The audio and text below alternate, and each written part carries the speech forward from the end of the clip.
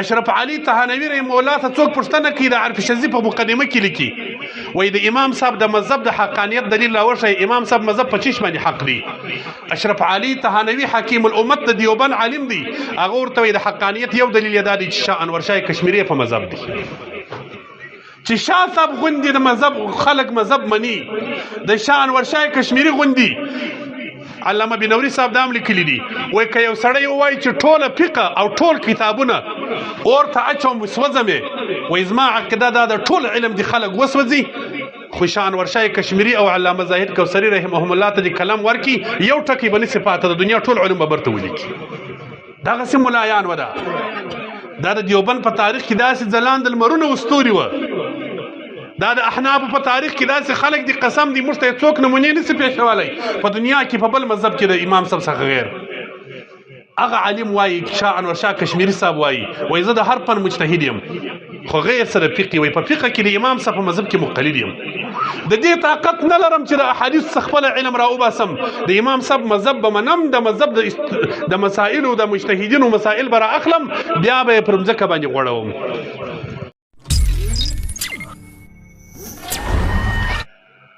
ما بل ورځ شیخ صاحب ته وویل زه میلمه وم په پښین کې دا اوس لنډو شپو کې په میلمستیا کې یو چا پوښتنه راسه وکړل وایي مولوي صاحب محترمه دا مولانا ایروم صاحب د نامه موږ راوړو دا اوس یو مثالي خبره ده یو تمثیلي خبره ده که یو وجود لري په دنیا کې دا شمس تبریز بابا د نامه موږ راوړو دا اوس یو وجود لري که مازي یو خلکو په خلو کې یو عنقا غوندې شی دی مازي مالیا وجود لري مولانا ایروم د ډیرو علما او استاد دی بسته کتابونه یې لیکلي دي تصانیف یې کړي دي په د علوم عالیه په کتابو کې چې دا موږ درسو په دغه کې له هم اشعار راځي د دې منطقو کتابو کې په دا کندیه کې له هم احوال ذکر کیږي وایشه هغه مولوي صاحب ناست وي زموږ د مولوي صاحب موږ پوښتنه وکړله هغه دا مازي یو نوم دی اخیستل کیږي په دنیا کې وجود نه لري مولوي صاحب د دې ناست مولانا ایروم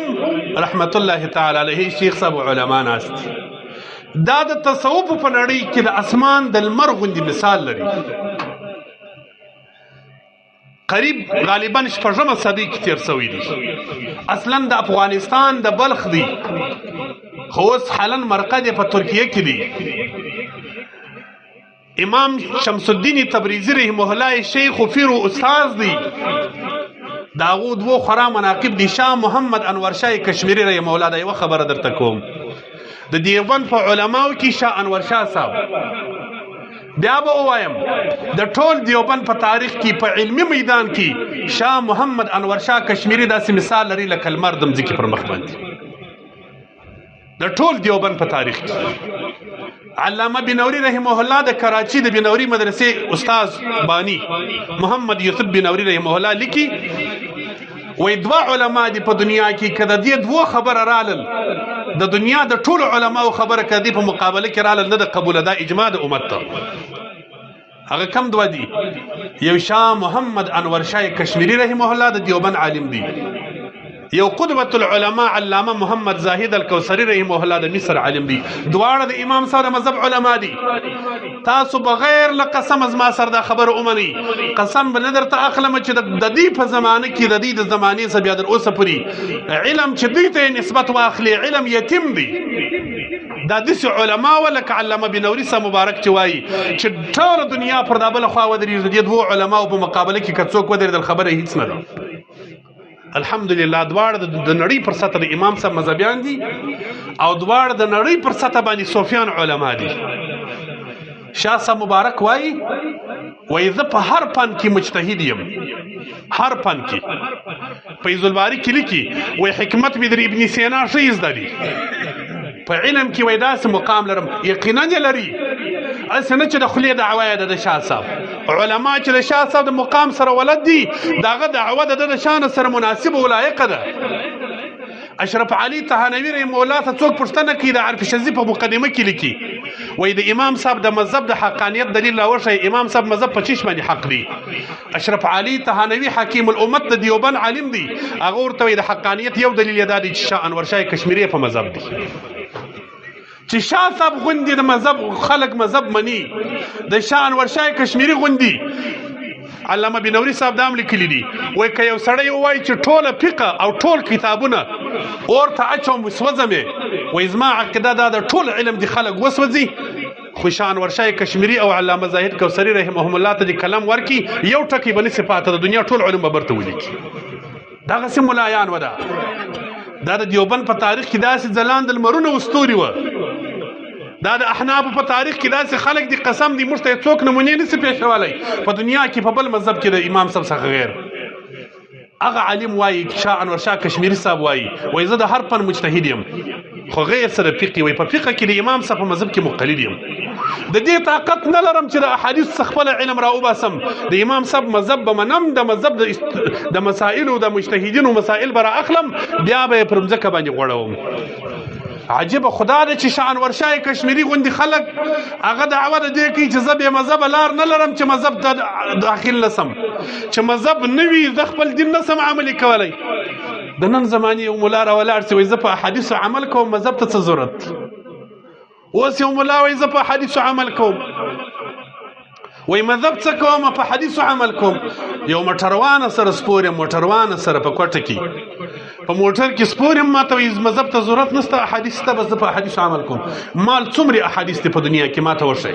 د ټولو احادیثو مجموعه څومره قدر ده نه ورته معلومه لس لك احاديث د دنیا یو امام دی امام احمد بن حنبل رحمت الله تعالی علیه سره د اثار د صحابه کرامو لس لك احاديث یاد و ابن حجر رحمه الله و اخر کې د عمر 4 لس لك ته ورسېدي لس لك حدیث ما ورته پریر ده لس احاديث مال په یاد راته تیر کړه بس لس احاديث ما ته ورشه زبر ثا تقلید وکم چې ته د مذهب امام د لس میرا واختي مال یو د سره د سند راته یو حدیث ما ته ورشه سره د سند عجیب خبره مقصد می دادی چې شاه انور شاه کشمیری غوندي خلک په دې مذهب کې و هغه شاه انور شاه کشمیری سره مبارک و خبره دا کی وای د دنیا هر کتاب ما ترا کزا رقم کتاب درته لیکم هر رقم کتاب راوخ 3 کتاب دي چې زه دا رقم کتابونه نسم لیکلای 3 کتاب په دنیا کې ست چې دا په مثل لیکل نسم کولای نور هر کتاب لیکم کم 3 دي اول وی قران پاک دی د قران په مثل کتاب نسل لیکل کېده دویم وای هدايه ده دا هدايه شریفه نه د مختص کتابو کې ویل کېدل درسو کې لس کاله باندې د علما ناس دي یا 12 کاله بعض روایتو کې راځي په 12 کاله د هدايه مولا د هدايه ولیکل 12 کاله مسلسل روزه نیولې و 12 کاله روزه و چې هدايه لیکل به روزه نه لیکل 12 کاله روزه ونیول خو په روزه د یو خادمه ما سه خپل کورم نه خبر کړي داغه سي اخلاص خادم په ډوډۍ ورته راوړل د ورته دلته کې نه وی خور بس بیا برته په لټونه یې سب کور ورته هغه وخوړل خپل کور نو په خبر 12 کال اوس داغه هدايه څه حال دی سرچ کاله دا اوس د وفاق سو غرزول به هدايه دا اوس غرزول اوس دلته نو ملایان پیدا سول اوس در به هدايه در مولا او شعران پیدا سوي دي اوس علم دغه حال تر ورسېدي چې اوس هدايهګانې غورځي نو خود به بار دغه وردخيلي چې ارڅ وای هغه دی وای نو ولاکه د علم په سر پويږي نو ولاکه په پای پويږي نو ولاکه د دین حال معلومیږي نو ولاکه حقیقت معلومیږي که اردو کتاب کې څه راغلي واغه د دین دی هغه د اسلام دی هغه د مذهب دی نور د علماو په حال نه دی خبر مولانا قاسم نانوتوی رحمه الله د دیوبند باندې دی اول ورځ د دیوبند خرته مولانا قاسم نانوتوی رحمه الله یې شته لوی ولی الله د دنیا تیر سوی دی غټ بزرگ زه یو کی کرامت تر توایم خدای دې وکي زو خبر چول ویل شیخ صاحب رسول دی قاسم نانوتوی رحمه الله یو طالب مفتی محمد شفیع رحمه الله کتاب کې ملي دي یو طالب شکایت یو دغه ورته وکي په مدرسه کې د دیوبند په مدرسه کې هغه اشپز ولدغه طالب نن سالن وغورځوي وی پاشي ولدول د سالن زنخ دول ورسيه طالب راولي وی طالب چې راوستي چې داسې ورته وکړه ولدا خو زما د مدرسې طالب نه دی هغه په مدرسه کې وسیږي ولدا د مدرسې نه دی طالب پښتنه چې وکړه د رښتاګو د مدرسې نو د خارج راغلی ولته وسېدي دته ولتا څه معلومه کړل چې د مدرسې نه دی علما چې د مدرسې بنیاد کښې محمد رسول الله صلی الله علیه وسلم په خوب ولیدي زما د مدرسې په نس کې د شیدو څای ما ته نبی کریم صلی الله علیه وسلم یو درېږه طالبان دې در تراوله زه د شیدي ورکوم ما یو تال پلاس کې وی نبی علیه السلام شیدې راکیز طالبان تور کوم زما هر طالب پر رنگ په یاد دغه طالب هغه ورځ نو د زما مدرسې نه دی دا داسې بزرګان خلک تیر شوي دي د دیوبند اکابرین ګورئ د دیوبند مشران دغسې خلک وو هغه مبارک لیکلی دي دا مفتی محمد شفیع رحمه الله یو رساله لیکلې ده پر تقلید زما سره سته په هغه کې د ده قول نقل کړی دي وایي زموږ د زمانې ملایان دغسې دي د دیوبند باني وایي پر میز باندې به یو یا دوه اردو کتابونه ورته پراته د اردو کتابه به تقریر کوي د عربیت سره به هیڅ حال نه لري نوم بیا د شیخ الحدیثو د ملا وي بیا لیکي وایي کم از کم هغه ملا دی چې په هر فن کې یو کتاب خو درس کړی وي یا درسولی سي دا څنګه ملایان دي چې هدایه نه وایي او دوی ملا در هدایت په بیه هدایه پوهېږې ولاکه چې ته نه وایې ته چې د نظام غورځې ولاکه په پوهېږې دا زه درته وایم مقصد مې دا دی چې دغسې بزرګانو شاه انورشاه کشمیري صاحب خبره مې کوله هغه وایي د هدایه په مثل کتاب نسم لیکلی هدایه داسې کتاب دی دریم کتاب چې شی دی مثنوي د مولانا روم رحمت الله تعالی علیه شاه صاحب مبارک وایي مثنوي په مثل کتاب نسم لیکلی مولانا روم صاحب یادي اوس مولانا روم صاحب نه پیژني مولا دی د مسجد د جامع مسجد امام دی وایي مولانا روم صاحب یادي وایي داسې یو تمثیلي او مثالي خبره د وجود نه لري